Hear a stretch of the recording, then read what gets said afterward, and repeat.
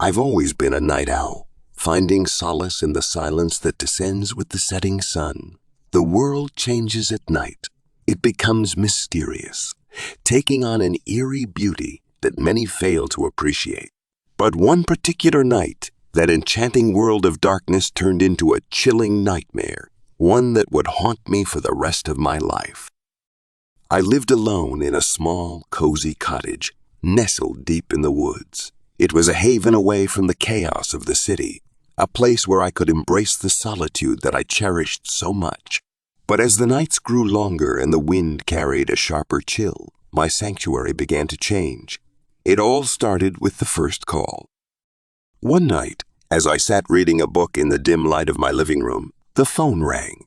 I picked it up, surprised that someone would be calling so late.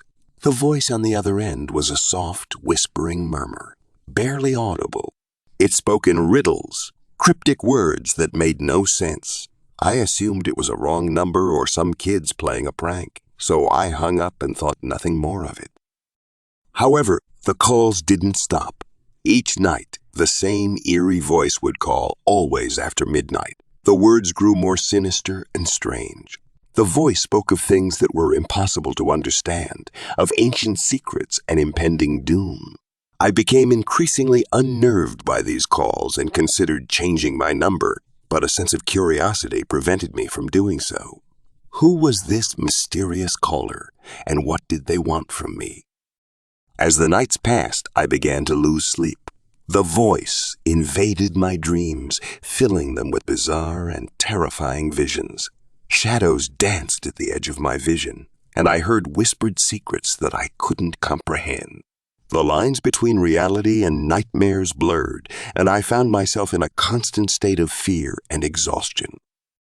One evening, after a particularly unsettling call, I decided to confide in my friend Sarah. She was worried about my deteriorating mental state and insisted on staying with me for a few nights to keep me company. I welcomed the company, hoping that her presence would chase away the relentless darkness that had engulfed my life. The first night, Sarah stayed. All was quiet. We talked, played cards, and tried to regain some semblance of normalcy. It felt like the nightmare might finally be over. But as the clock struck midnight, the phone rang once more. Sarah's face turned pale as she heard the haunting whisper on the other end. She urged me to call the police, but I couldn't. I couldn't explain why. It was as if an invisible force held me back. The next night, Sarah insisted on answering the call herself. She was determined to confront the mysterious caller and put an end to this torment. As the clock struck midnight, the phone rang again, and Sarah picked it up with a determined look in her eyes. But her expression quickly turned to one of pure horror. She dropped the phone, trembling, and whispered that the voice had spoken my name, saying it in a way that sent chills down her spine. Desperation set in. I felt like I was being drawn into a sinister web with no way out.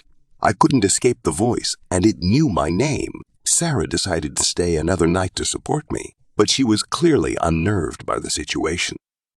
That night, as we lay in the dimly lit living room, the clock struck midnight once more. This time, the call didn't come through the phone. Instead, it seemed to emanate from the very walls of the cottage. The voice echoed around us, surrounding us with its eerie whispers. It spoke of my deepest fears and darkest secrets, things I had never shared with anyone. It was as though the voice knew everything about me.